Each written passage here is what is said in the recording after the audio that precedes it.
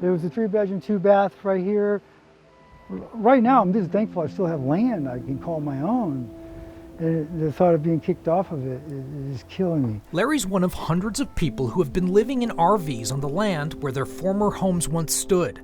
Homes that were wiped away by the Camp Fire in November 2018. My son had died in a car accident in 2015, and I moved here to restart and to start a new life. Now since the fire, I've lost everything. I even lost my son's ashes, all his pitch, everything to do with my son's gone. The extra pressure the town's putting on me, it's like, I don't know what to do.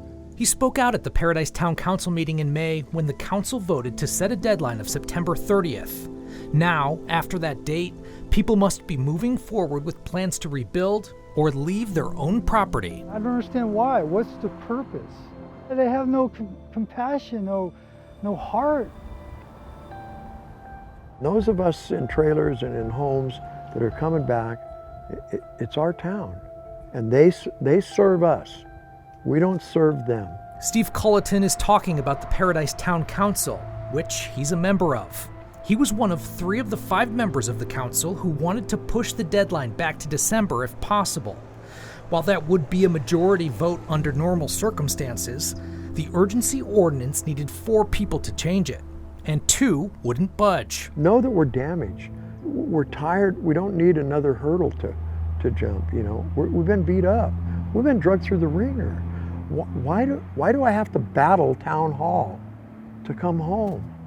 He knows one of the main reasons some in Paradise want the urgency ordinance to end is to stop those who are not in compliance with code and people who are abusing the system, creating public nuisance, health hazards, and eyesores. We got bad players, but we have the tools to deal with bad players.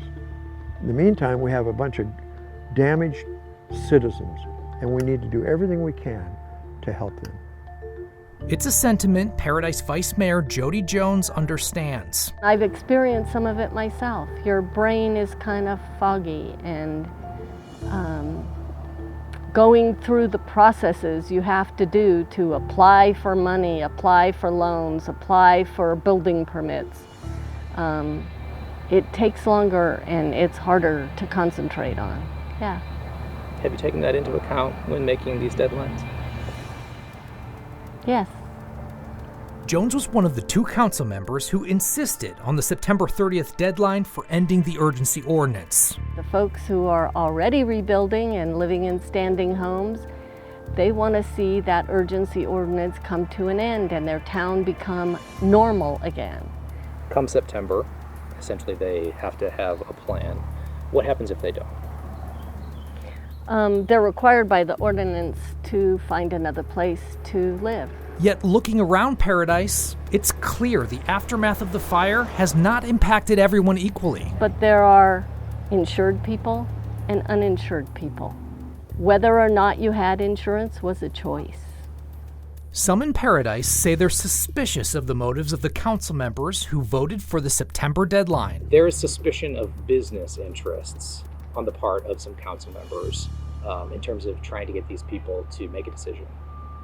Is that true? No. I can't see that as true at all.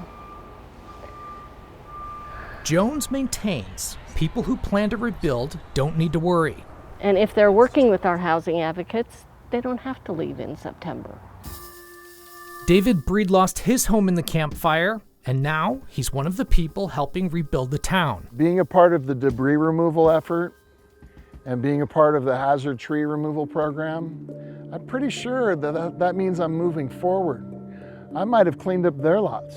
I've tried to do everything that is required to meet any standard set by the town, to simply be able to stay on my property until I can rebuild. He, like many others in similar situations, say they're waiting to see what happens with the PG&E settlement and grant programs intended to help fire victims.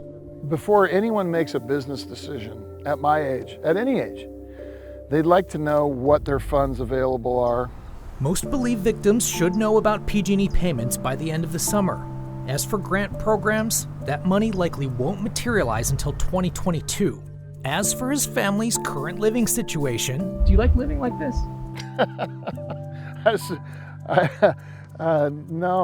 No, I don't. Steve Crowder is the current mayor of Paradise. This is not something that pre-fire could have happened. You were not allowed to live in an RV. This was always a temporary ordinance. He lost his home and his business in the campfire. I've heard this story, about the privileged council, and that one just plain flat ass pisses me off, because I suffered as much loss as anybody. What the town wants to do is transition people from temporary housing to permanent housing. We owe it to the entire community to have compassion. I mean, we've extended, and I've heard on the same hand people saying, why are we extending this ordinance? Well, because people still need it. People like Larry Graham. Have patience, more compassion, and give us a chance at least to see what we're going to get on our payout from PG&E. I'm waiting. I'm barely surviving, and I'm waiting.